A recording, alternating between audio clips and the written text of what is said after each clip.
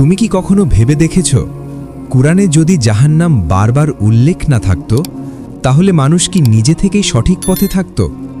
জাহান্নাম কোনো রূপক গল্প না, কোনো বানানো ভয়ও না। এটা এমন এক বাস্তবতা যেটাকে মানুষ সবচেয়ে বেশি উপেক্ষা করে। আজকের এই পর্বে আমরা জাহান্নামকে দেখব ভয়ের চোখে নয়। অনেকে বলে, এত ভয় দেখানোর কি দরকার? কিন্তু প্রশ্ন হলো, যদি সামনে বিপদ থাকে তাহলে সতর্ক না করাটাই কি দয়া?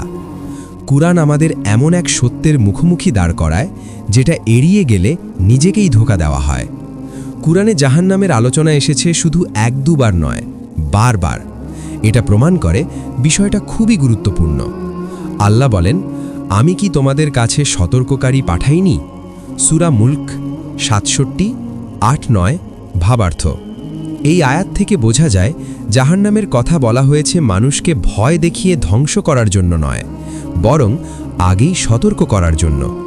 যেমন রাস্তার পাশে যদি লেখা থাকে সামনে গভীর খাদ, ওটা কি ভয় দেখানো নাকি বাঁচানোর চেষ্টা? কারণটা খুব সাধারণ। মানুষ দুনিয়াকে দেখে, আখিরাতকে দেখে না। চোখে যা পড়ে না সেটাকে গুরুত্ব দেয় না। কুরআন এই মানসিকতাকেই চিহ্নিত করেছে। না, বরং তারা আখিরাতকে অস্বীকার করে।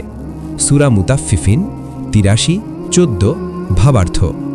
অস্বীকার সবসময় মুখে হয় না, অনেক সময় আচরণেই প্রমাণ হয়ে যায়।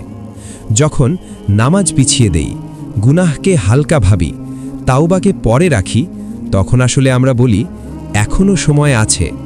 এটাই সবচেয়ে বড় ভুল ধারণা। অনেকে বলেন, আল্লাহ তো দয়ালু, তাহলে শাস্তি কেন?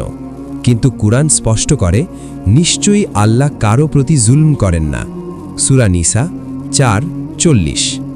দয়া মানে অন্যায়কে ছেড়ে দেওয়া নয়, দয়া মানে সঠিক পথ দেখানো, বারবার সুযোগ দেওয়া, ভুল বুঝিয়ে দেওয়া।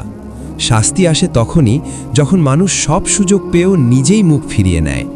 জাহান্নাম কোনো হঠাৎ সিদ্ধান্ত নয়, এটা মানুষের নিজের আমলের ফল। কুরআন বলে, তোমরা যা করতে তারই প্রতিদান পাবে। সূরা ইয়াসিন 36-54। এখানে একটা গভীর সত্য আছে। আল্লাহ কাউকে জোর করে জাহান্নামে পাঠাবেন না।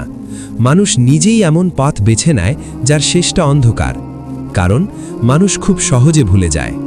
দুনিয়ার ব্যস্ততা, আনন্দ, অহংকার, ক্ষমতার নেশা, সবকিছু মিলিয়ে মানুষ ভাবে আমি ঠিক আছি।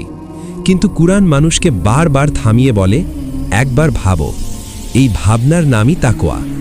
সবচেয়ে বড় বিপদ জাহান্নাম নয়, সবচেয়ে বড় বিপদ হল জাহান্নামকে গুরুত্ব না দেওয়া। রাসূল সাল্লাল্লাহু আলাইহি ওয়াসাল্লাম বলেছেন, ভাবার্থ, বুদ্ধিমান সে যে নিজের নফসকে নিয়ন্ত্রণ করে এবং মৃত্যুর পরের জন্য প্রস্তুতি নেয়।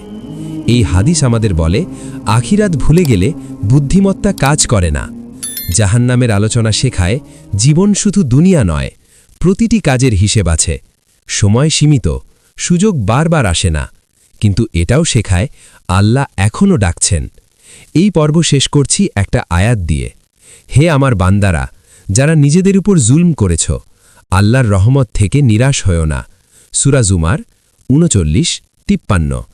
জাহান্নামের কথা বলা হয় মানুষকে ধ্বংস করার জন্য নয়, মানুষকে বাঁচানোর জন্য। আজ যদি তুমি থেমে যাও, ভাবো, ফিরে আসো, তাহলে হয়তো এই সতর্ক বার্তাই তোমার জন্য নেয়ামত হয়ে যাবে।